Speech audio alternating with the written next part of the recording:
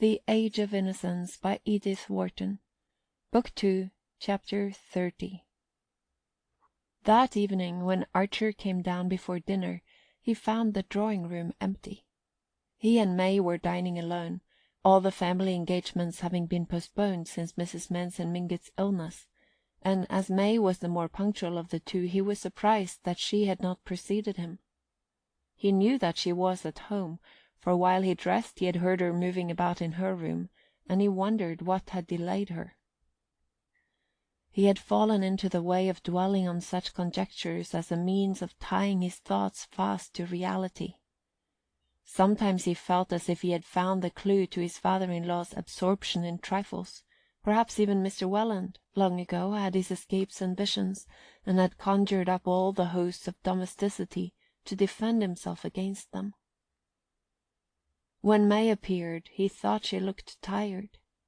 She had put on the low-necked and tightly laced dinner dress, which the Mingott ceremonial exacted on the most informal occasions, and had built her fair hair into its usual accumulated coils, and her face, in contrast, was wan and almost faded.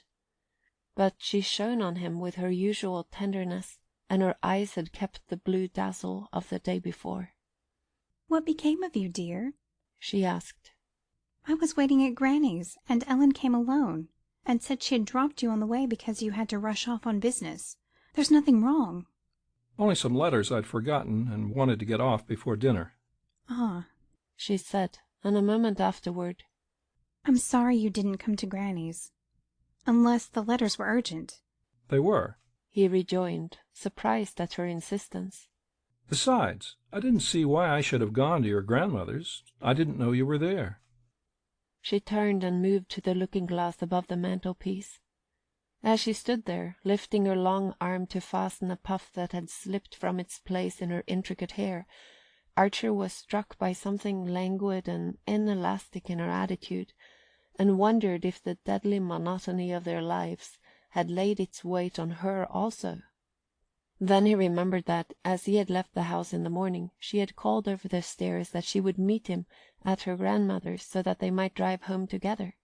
He had called back in a cheery "Yes," and then, absorbed in other visions, had forgotten his promise. Now he was smitten with compunction, yet irritated that so trifling an omission should be stored up against him after nearly 2 years of marriage. He was weary of living in a perpetual tepid honeymoon, without the temperature of passion, yet with all its exactions. If May had spoken out her grievances, he suspected her of many, he might have laughed them away, but she was trained to conceal imaginary wounds under a Spartan smile. To disguise his own annoyance, he asked how her grandmother was, and she answered that Mrs. Mingott was still improving, but had been rather disturbed by the last news about the Beauforts. "What news?" "It seems they're going to stay in New York. I believe he's going into an insurance business or something. They're looking about for a small house." The preposterousness of the case was beyond discussion, and they went in to dinner.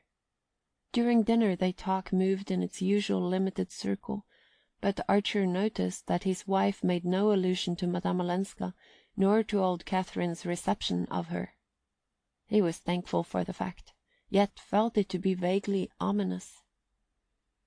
They went up to the library for coffee, and Archer lit a cigar and took down a volume of Michelet. He had taken to history in the evenings, since May had shown a tendency to ask him to read aloud whenever she saw him with a volume of poetry. Not that he disliked the sound of his own voice, but because he could always foresee her comments on what he read. In the days of their engagement she had simply, as he now perceived, echoed what he told her, but since he had ceased to provide her with opinions, she had begun to hazard her own, with results destructive to his enjoyment of the works commented on. Seeing that he had chosen history, she fetched her work-basket, drew up an armchair to the green-shaded student lamp, and uncovered a cushion she was embroidering for his sofa. She was not a clever needlewoman. Her large capable hands were made for riding, rowing, and open-air activities, but since other wives embroidered cushions for their husbands, she did not wish to omit this last link in her devotion. She was so placed that Archer, by merely raising his eyes, could see her bent above her work-frame, her ruffled elbow-sleeves slipping back from her firm round arms, the betrothal sapphire shining on her left hand above her broad gold wedding-ring, and the right hand slowly and laboriously stabbing the canvas.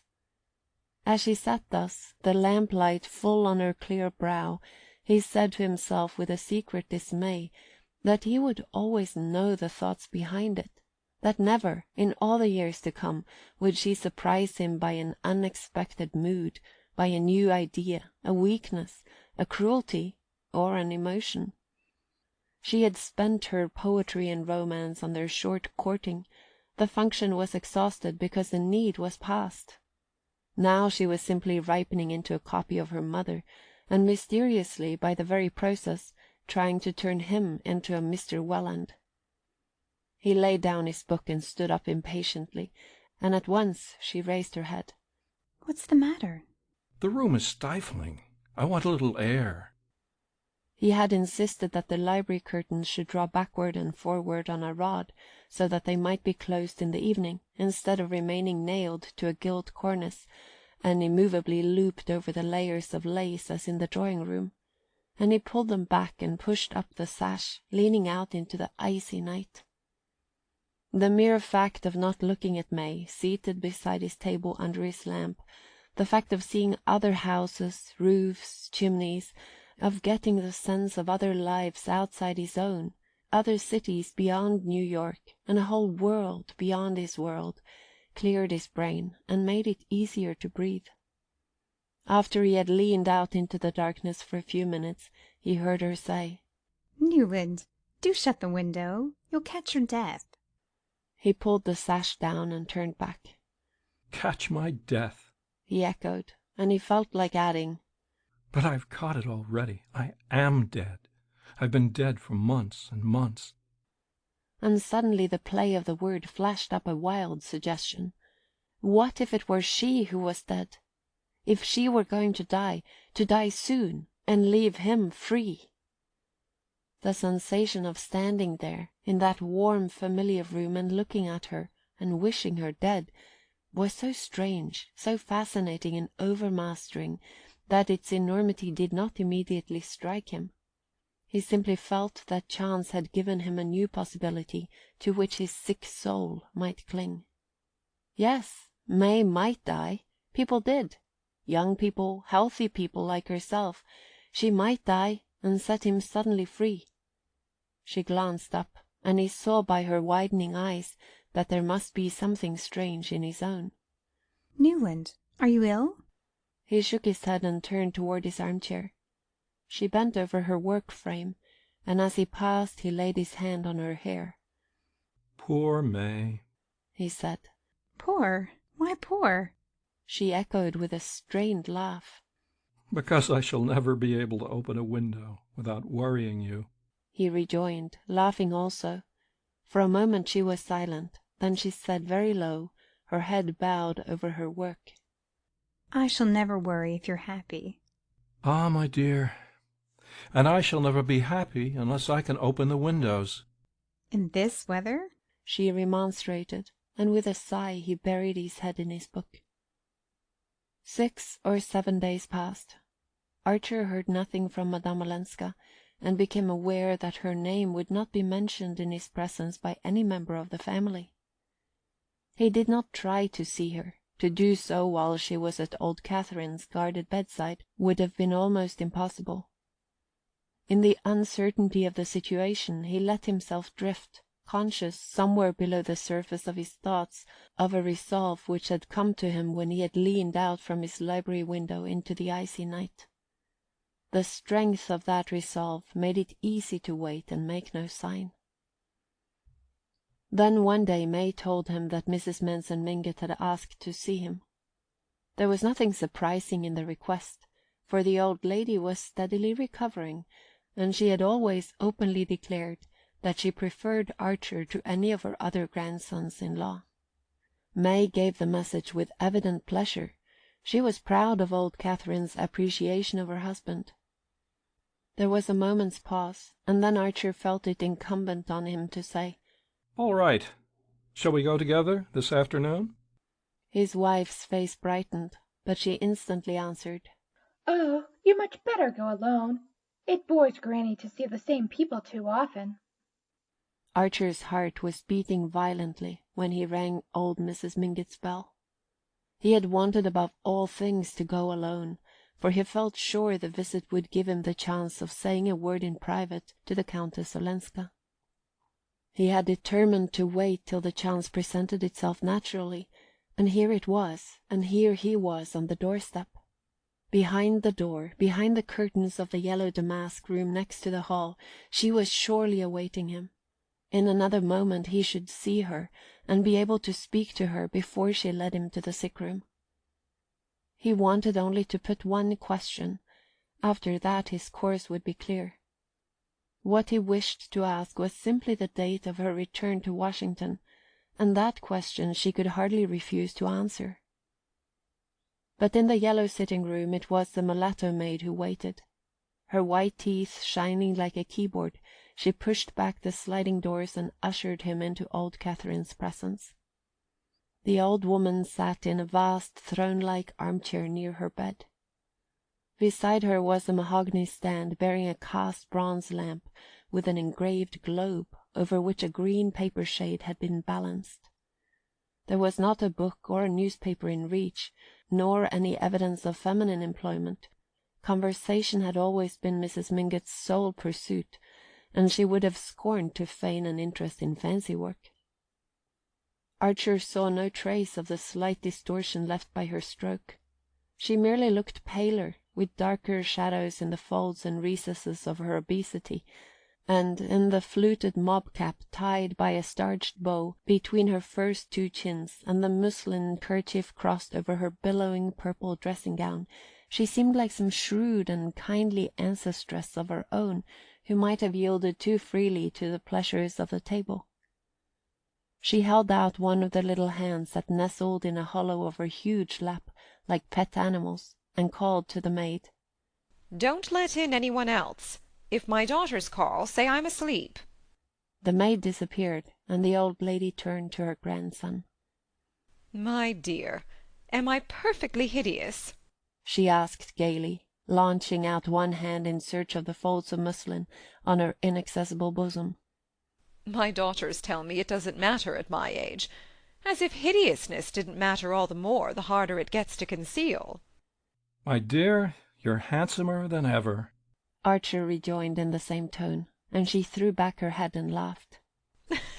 "Ah, but not as handsome as Ellen," she jerked out, twinkling at him maliciously, and before he could answer she added, "Was she so awfully handsome the day you drove her up from the ferry?"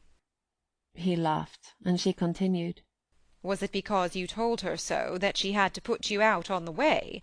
In my youth young men didn't desert pretty women unless they were made to." She gave another chuckle, and interrupted it to say almost querulously, "It's a pity she didn't marry you. I always told her so. It would have spared me all this worry. But whoever thought of sparing their grandmother worry?"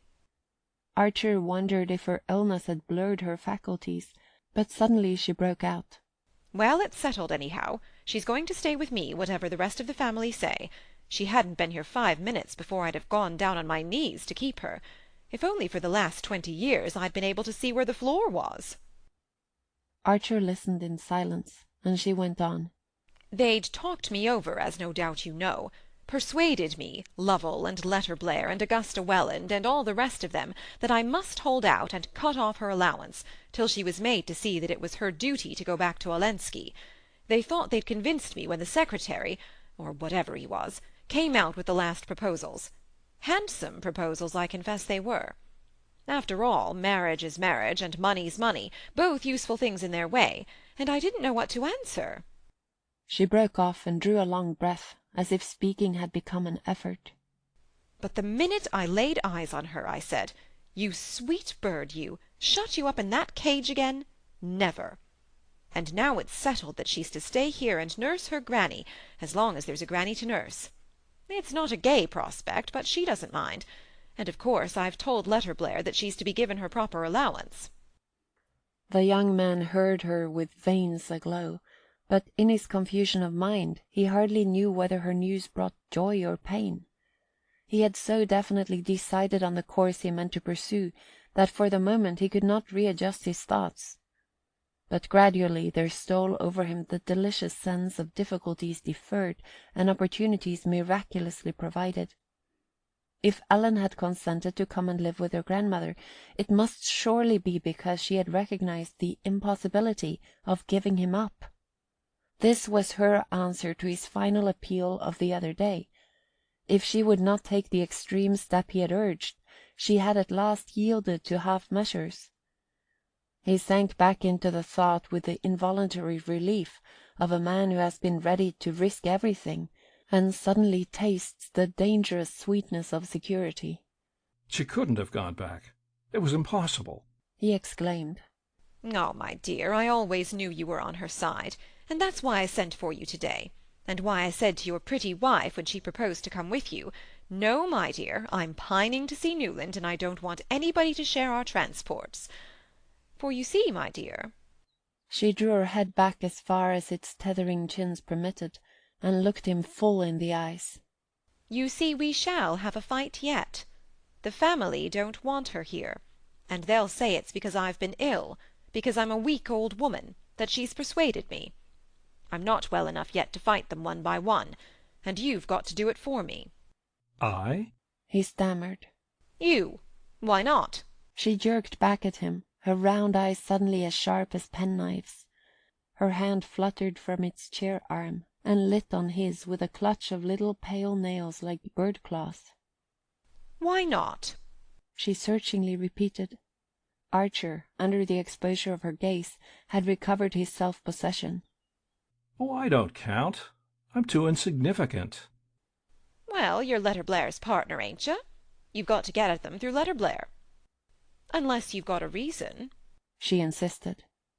Oh, my dear, I back you to hold your own against them all without my help. But you shall have it if you need it, he reassured her. "Then we're safe," she sighed, and smiling on him with all her ancient cunning, she added, as she settled her head among the cushions, "I always knew you'd back us up, because they never quote you when they talk about its being her duty to go home." He winced a little at her terrifying perspicacity, and longed to ask, And May, do they quote her? But he judged it safer to turn the question. And Madame Olenska, when am I to see her? He said. The old lady chuckled, crumpled her lids, and went through the pantomime of archness. "Not to-day. One at a time, please. Madame Olenska's gone out." He flushed with disappointment, and she went on. "She's gone out, my child. Gone in my carriage to see Regina Beaufort." She paused for this announcement to produce its effect. "That's what she's reduced me to already. The day after she got here she put on her best bonnet, and told me, as cool as a cucumber, that she was going to call on Regina Beaufort. 'I don't know her. Who is she?' says I. 'She's your grandniece, and a most unhappy woman,' she says. 'She's the wife of a scoundrel,' I answered. 'Well,' she says, 'and so am I. And yet all my family want me to go back to him.' Well, that floored me, and I let her go, and finally one day she said it was raining too hard to go out on foot, and she wanted me to lend her my carriage. 'What for?' I asked her, and she said, 'To go and see Cousin Regina.' Cousin! Now, my dear, I looked out of the window and saw it wasn't raining a drop, but I understood her, and I let her have the carriage. After all, Regina's a brave woman, and so is she, and I've always liked courage above everything." Archer bent down and pressed his lips on the little hand that still lay on his. Whose hand did you think you were kissing, young man? Your wife's, I hope." The old lady snapped out with her mocking cackle, and as he rose to go she called out after him, "Give her granny's love, but you'd better not say anything about our talk." End of Book 2, Chapter 30 of The Age of Innocence.